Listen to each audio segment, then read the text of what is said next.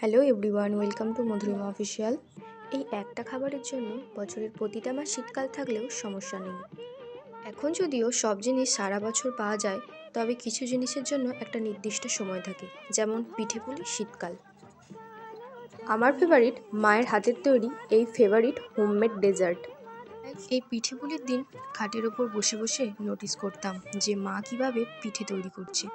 আমিও ভাবতাম যে আমিও পারবো, কিন্তু এত বড় হয়ে গেছি তাও মায়ের মতো অত সুন্দর পিঠে তৈরি করতে পারিনি। যখন মাকে জিজ্ঞাসা করি যে তুমি কি করে এত সুন্দর পিঠে পিঠে তৈরি করো, তখন মা একটা কথাই বলে, তো দিদার দেখে শিখেছি। আর একটা কথা জানো তো, আমার মা দুধের কোনো জিনিসই খায় না, কিন্তু এই পিঠে পায়েস অনায়াসে খেয়ে নেয়। সবাইকে পৌষ পার্বণের শুভেচ্ছা জানিয়ে ভিডিওটা আমি শেষ করছি। ভালো লাগলে like, comment, share and subscribe করে দেবেন। দেখা হচ্ছে পরের একটি নতুন ব্লগে। টাটা।